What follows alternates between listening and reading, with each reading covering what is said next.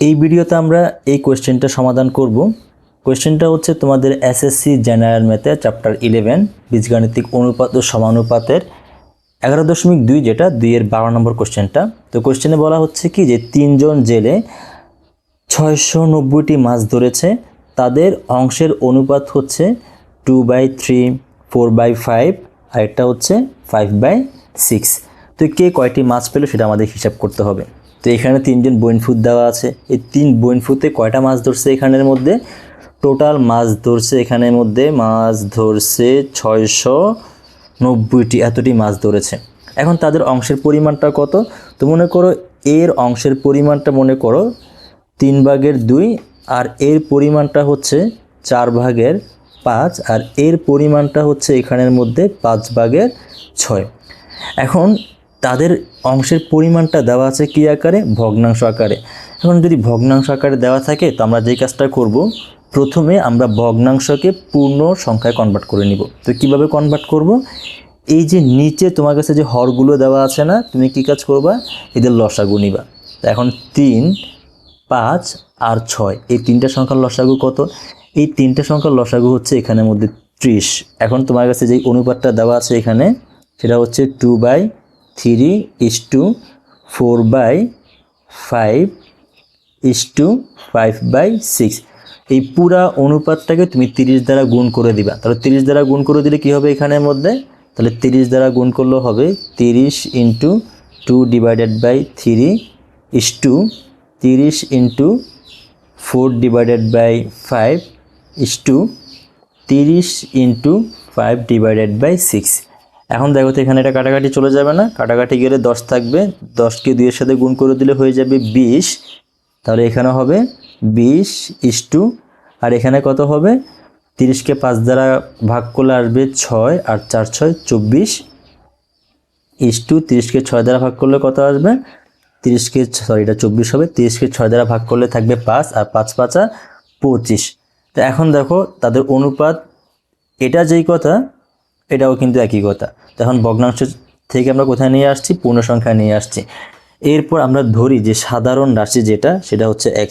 ধরি সাধারণ রাশি x, কারণ অনুপাত থেকে সংখ্যায় কনভার্ট করতে গেলে তো সাধারণ রাশি গুণ করতে হবে। তো সাধারণ রাশি আমরা x ধরে নিচ্ছি। তাহলে প্রথম জেলে ফার্স্ট জেলে কয়টা মাছ পাবে? যদি সাধারণ রাশি x হয় তাহলে ফার্স্ট জেলে মাছ পাবে 20x। আর সেকেন্ড জেলে কয়টা পাবে? তাহলে টুয়েন জেলে পাবে 24x। আর থার্ড জেলে পাবে 25x। তো এখন সেটা হচ্ছে যে কি যে ওরা টোটাল কয়টা মাছ ধরছিল?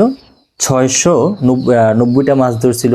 তাহলে কি আমরা বলতে পারি এখানের মধ্যে যে এখানে তোমার 20x প্লাস, এটা প্রশ্ন মতে, হ্যাঁ, তো প্রশ্ন মতে আমরা কি বলতে পারি? প্রশ্ন মতে বলতে পারি যে কি এখানের মধ্যে 20x plus 24x plus 25x is equal কত? 690। এখন এখানের মধ্যে এই যে 20, 24 আর 25 যোগ করলে কত আসে? এটা যোগ করলে আসে 45। 45-এর সাথে আমি যদি এখানের মধ্যে 24 যোগ করি তাহলে কত আসবে এখানে? এটা আসবে তোমার 69x ইজ ইকুয়াল কত? 690। এখন ভাগ করলে কত আসে দেখি। তাহলে এখান থেকে x এর মান যেটা আসবে সেটা হচ্ছে x ইজ ইকুয়াল 690/69। তো ইজ ইকুয়াল এখান থেকে আসবে তোমার কাছে এটা কাটাকাটি চলে যায় কিন্তু, হ্যাঁ, কাটাকাটি গিয়ে এখানে থাকবে 10। তাহলে প্রথম জেলে মাছ পাবে কয়টা?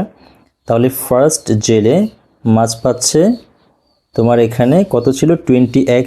আর x এর মান তো আমাদের কাছে জানাই আছে। তাহলে 20 × 10 সমান কত আসবে এখানে? 200টি।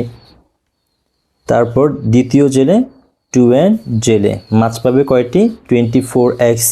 তাহলে এখানে 24x এর মান হচ্ছে যে 10, তাহলে এখান থেকে আসবে 240টি মাছ পাবে সে। আর থার্ড জেলে মাছ পাবে কয়টা?